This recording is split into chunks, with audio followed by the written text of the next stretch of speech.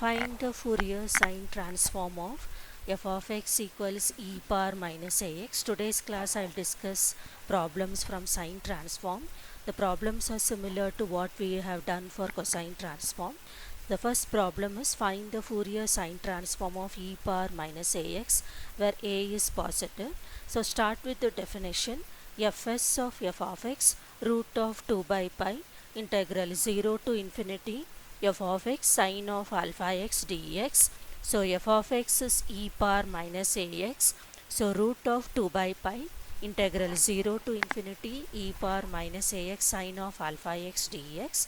So it is of the form integral e power ax sine bx dx. So e power ax into a sine bx minus b cos bx by a square plus b square. So in place of a you have minus a, in place of b you have alpha. So root of 2 by pi e power minus ax by minus a square plus alpha square into minus a sine alpha x minus alpha into cos alpha x varies from 0 to infinity. So when x takes the upper limit infinity, e power minus infinity is 0. When x takes a lower limit 0, e power 0 is 1.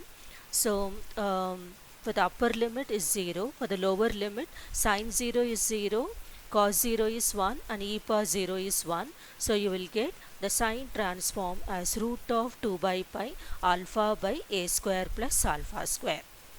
Now we will see another problem from sine transform. Find the Fourier sine transform of e power minus ax by x where a is positive. We have done this problem in cosine transform also. We have found the cosine transform for this function. So start with the definition. Sine transform is defined as root of 2 by pi integral 0 to infinity e power minus ax by x sine of alpha x dx. So whenever you have x in the denominator, you eliminate x in the denominator by differentiating with respect to the parameter. So here x is a variable, a and alpha are the parameters. So when you have x in the denominator, do the differentiation with respect to alpha under the integral sign. I repeat, whenever you have x in the denominator, whenever you have variable in the denominator, do the integration, do the differentiation with respect to alpha under the integral sign. So we are differentiating both sides with respect to alpha. So dou by dou alpha of fs of alpha, you can write d by d alpha or dou by dou alpha, both are correct. So di by d alpha or dou I by dou alpha. So d by d alpha of root of 2 by pi integral 0 to infinity e power minus ax by x sine of alpha x dx. So dou by dou alpha of sine alpha x with respect to, that is with respect to alpha, is x into cos alpha x. What is the derivative of sine alpha x with respect to alpha? X times cos alpha x. So you have root of 2 by pi integral 0 to infinity e power minus ax, x gets cancelled. So root of 2 by pi integral 0 to infinity e power minus ax cos alpha x dx. So it is of the form integral e power ax cos bx e power ax into a cos bx plus b sin bx by a square plus b square. So in this a is replaced by minus a, b is replaced by alpha, e power minus ax into minus a cos alpha x plus alpha sin alpha x by a square plus alpha square. X varies from 0 to infinity. So the upper limit will be 0. When x takes the limit infinity, e power minus infinity is 0. When x takes a lower limit 0, e power 0 1 and cos 0 1. So you have root of 2 by pi a by alpha square plus a square. So the sine transform, so the fs dash of alpha, it is not the sine transform, I dash of alpha, that is fs dash of alpha, is root of 2 by pi a by a square plus alpha square. But you need I of alpha, you need the sine transform. So you integrate with respect to alpha, I of alpha root of 2 by pi. So integrate this with respect to alpha. So a times integral d alpha by alpha square plus a square So it is same as 1 by a tan inverse of alpha by a plus c. So a gets cancelled. So I of alpha is root of 2 by pi tan inverse of alpha by a plus c. So then now to find integrating constant c, you take alpha as 0. So when alpha is 0, tan inverse of 0 is 0. I of 0 is 0. If you take alpha as 0, tan inverse 0 is 0, and left side I of 0, you know I of alpha, this is I of alpha. If you take alpha as 0, sine 0 is 0, so I of alpha is also 0. So I of 0 is 0, tan inverse 0 is 0, so you will get the constant c as 0. So I of alpha is root of 2 by pi tan inverse of alpha by a. That is a particular solution is root of 2 by pi tan inverse of alpha by a. What is I of alpha? The sine transform of f of x. That is root of 2 by pi tan inverse of alpha by a. So this completes the solution for this problem. This type is very important. Next we have find the using the sine transform of e power minus ax, show that integral 0 to infinity x sine kx by a square plus x square dx equals pi by 2 e power minus k, where k is positive. So first step, find the sine transform of e power minus ax. So already we have found this. The first problem we have seen the sine transform of e power minus ax, that is root of 2 by pi alpha by a square plus alpha square. That's what is written here. Then from that you have to get this integral. I have told you whenever you have show that or deduce that, you have to do the inverse also.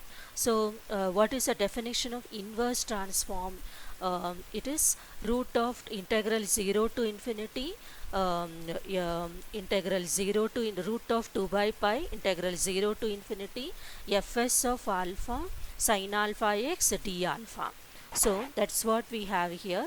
So you have fs of alpha, that is fs of alpha e power minus ax is root of 2 by pi alpha by a square plus alpha square. Now if you this is the formula for inverse transform.